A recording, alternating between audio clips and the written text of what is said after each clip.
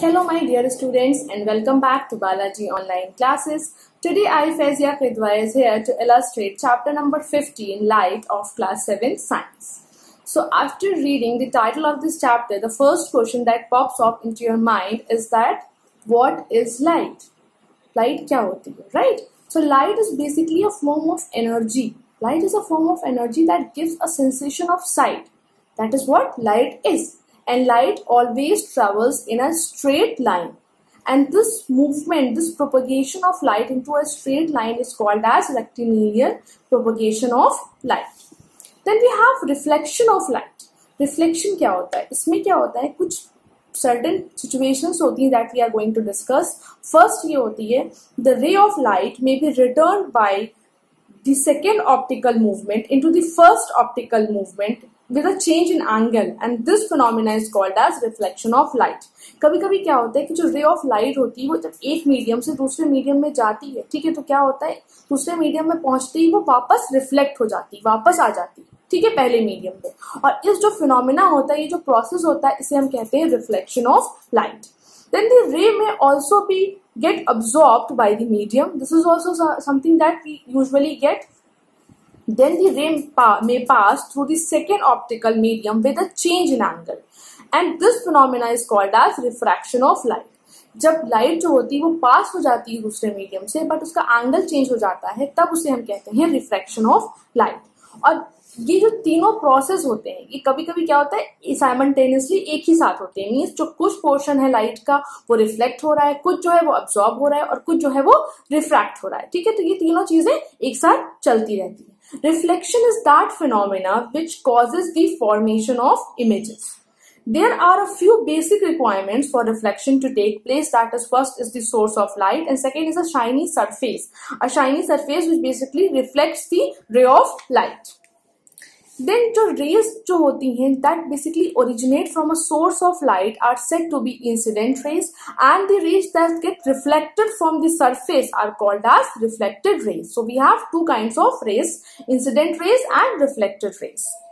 Then what happens to ray, जो light होती है, जो ray होती है light की, वो एक narrow path में चलती है, ठीक है, एक narrow सा path होता है that is basically presented by a straight line, and this is called as ray of light. और जो थिक रे ऑफ लाइट होती है it is called as beam of light. और बीम ऑफ लाइट जो होती है वो तीन कैटेगरीज में क्लासिफाई की जाती है. First is the parallel beam of light. ये वो बीम ऑफ लाइट होती है जिसमें क्या होती है, जो लाइट रेज होती है वो एक दूसरे के पैरेलल होती है, right. Second is the convergent beam of light. इसमें क्या होता है, जो बीम ऑफ लाइट होती है वो एक बहुत ही ब्रॉड सोर्स से आती है और जाकर कन्वर्ज हो जाती है. As you can see in the picture also that light जो आ रही है वो इस फॉर्म में आ रही है और आते आते क्या हो रहा है, ऐसे हुई जा रही है, ठीक है, कन्वर्ज हो रही है. तो this is what convergent beam of light. Then we have divergent beam of light. Divergent इसका जस्ट अपोजिट होता है. जब लाइट जो है बहुत ही स्मॉल सोर्स से आती है और आते आते क्या होता है, वो फैल जाती है, डाइवर्ज हो जाती है, ठीक है, that is called as divergent beam of light. Then we have types of images. We have four types of images. First is the real image. A image that is formed on the screen is said to be the real image. जैसे कि आप picture देखते हो cinema hall में, तो जो projector से light reflect होकर जो स्क्रीन पे जो पिक्चर फॉर्म करती है उसे हम कहते हैं real image. Then we have the virtual image. A image that appears to be formed behind the mirror is said to be the virtual image. और ये इमेज जो होती है ये मूव करती है from the mirror और away from the mirror अगर जो पोजीशन है ऑब्जेक्ट की वो आप चेंज करते हो. Then we have the erect image. An image is said to be erect if the image is exactly the similar and upright as to the that of the object. अगर exactly similar है तो क्या होगा, image will said to be as erect. Then we have inverted image. An image that is not upright, that is not straight, is called as inverted image. Then we have lateral inversion. Now, you all might have seen while traveling in a car कि जो car की जो mirrors होते हैं उसमें अगर आप अपने आप को देखते हो या यूजुअली आप किसी भी मिरर में अपने आप को देखते हो, then what you find out? You find out that your left hand is right in that mirror and your right hand is left in that mirror, ठीक है. पोजीशन जो है वो चेंज हो जाती है, आपको उल्टा दिखता है. Like if you have seen the ambulance that is written in a car that is given in your book also, कि एम्बुलेंस जब आप ऐसे देखते हो तो आपको क्या लगता है, आपको उल्टा दिखाई देता है, बट वही जब आप एम्बुलेंस की पिक्चर जब आप अपने मिरर में देखते हो कार के तो क्या दिखता है, आपको वो स्ट्रेट दिखता है। तो ये जो ये डाइवर्जन होता है, ठीक है, ये लेफ्ट हैंड राइट हैंड का जो भी पोजिशन का चेंजेस जो आते हैं, ये क्या होता है, that is called as lateral inversion. इसे लेटरल इन्वर्जन कहा जाता है। और कुछ कैरेक्टरिस्टिक्स हैं, now we are going to discuss the characteristic of an image that is formed by a plane mirror. वो इमेज क्या होगी, वर्चुअल होगी, इरेक्ट होगी, इसका साइज क्या होगा, ऑब्जेक्ट के साइज के सेम होगा, ठीक है, and it appears to be as much behind the mirror as it is in front of it, also it is laterally inverted. Then we have uses of plane mirrors. Basically, they are used as looking glasses. They are used as reflectors in solar cookers. They are used in basically in kaleidoscopes and periscopes. Then they also used to give false dimensions to shops and departmental stores. Then we have spherical mirrors. Spherical mirrors क्या होते हैं? Spherical mirrors दो type के होते हैं, concave mirror and the convex mirror. और कुछ important terms हैं जो basically related होते हैं spherical mirrors के. Now we are going to have a look on them. First is the pole. The geometrical center of the spherical mirror is called at its pole. Then we have center of the curvature. The center of the sphere of which the spherical mirror forms a part is called as center of the curvature. Then we have radius of the curvature. The line joining the pole and the center of the curvature is called as radius of the curvature. Then we have the principal axis. Principal axis is basically an imaginary line that passes through the pole and center of the curvature. Then we have some of the uses of convex mirror. It is used as a rear view mirror in vehicles because it forms an erect and highly diminished image. Then it is also used as a reflector in street lamps, and it is used as a vigilance mirror in departmental stores.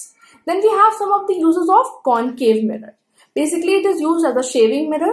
It is also used as a reflector in projectors, lighthouses, or car headlights. And it is also used in floodlights. Then we have the next topic, that is the lenses. Now, lens क्या होता है? Transparent medium होता है जिसके दो curved surface होते हैं, दो कर्व्ड सरफेस होते हैं, that is what lens is, right? Then we have two types of lenses. First is the convex, second is the concave. Convex lens जो होता है वो बेसिकली जो लाइट होती है रेस को उनको कन्वर्ज करता है एक पॉइंट पे, और इसको हम कन्वर्जिंग लेंस कहते हैं.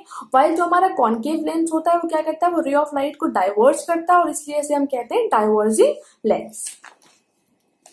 देन जो जहां पर जिस पॉइंट पे जो हमारा लेंस होता है, जिस पॉइंट पे हमारी इमेज बनती है, हमारी रियल इमेज बनती है, उस पॉइंट को हम कहते हैं प्रिंसिपल फोकस, राइट? उसके बाद जो डिस्टेंस होता है ऑप्टिकल सेंटर और फोकस के बीच में, जो लेंस का फोकस होता है उसमें उससे और ऑप्टिक सेंटर के बीच में जो डिस्टेंस होता है, that is called as focal length of the lens. Then we have drawn certain conclusions, and now we are going to discuss that. Now, what happens when the object is far away from the lens? The image formed is real and inverted. जब कभी भी जो object होगी वो lens से दूर रखी जाएगी तो जो इमेज बनेगी वो रियल होगी और वो इन्वर्टेड होगी. बट जैसे जैसे आप ऑब्जेक्ट को पास लाते जाओगे लेंस के, वो क्या होगी, वो बड़ी होती जाएगी, and ultimately it will move further away from the lens. Also, when the object is very close to the lens, the image can no longer be formed on the screen. Then we have the last topic of this chapter, that is the white light. Now, you all must have seen rainbow that comes after the rain gets over, right? You all must have seen that rainbow, that 7 colors band. So, what is this rainbow? Rainbow is basically a band of 7 colors. We have 7 colors, that is the violet, indigo, blue, green, yellow, orange, and red. तो क्या होता है जब ये बनता कैसे है, जब क्या होता है जो व्हाइट लाइट होती है, व्हाइट लाइट जो होती है जब वो प्रिज्म पे जाकर गिरती तो क्या करती है, वो स्प्लिट हो जाती है इनटू 7 कलर्स पे, and these colours are of the rainbow. जो सर आइजैक न्यूटन थे basically performed an experiment and name these screen colours as spectrum. And जो फिनोमिना होता है, जो व्हाइट लाइट जो टूट कर 7 कलर्स में बनती है, उसे हम क्या कहते हैं, इस प्रोसेस को हम कहते हैं डिस्पर्जन, ठीक है. देन रेनबो क्या होता है, रेनबो जो फॉर्म होता है, तो यहाँ पे प्रिज्म कौन होता है, यहाँ पे जो वाटर ड्रॉपलेट्स होती है वो प्रिज्म की तरह एक्ट करती हैं, और उनसे जब लाइट क्रॉस करती है, तो लाइट क्रॉस करके जब फॉल होती है तो वो स्काई जो होता है that actually becomes the screen, और वहां पर जब वो रिफ्लेक्ट होकर जाती है तो क्या करती है, व्हाइट लाइट 7 कलर्स में डिस्ट्रीब्यूट हो जाती है, and that's why we see rainbow in the sky after the rain.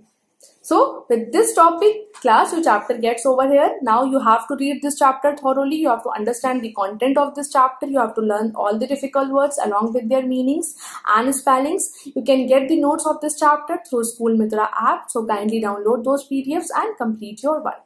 Thank you and have a nice day.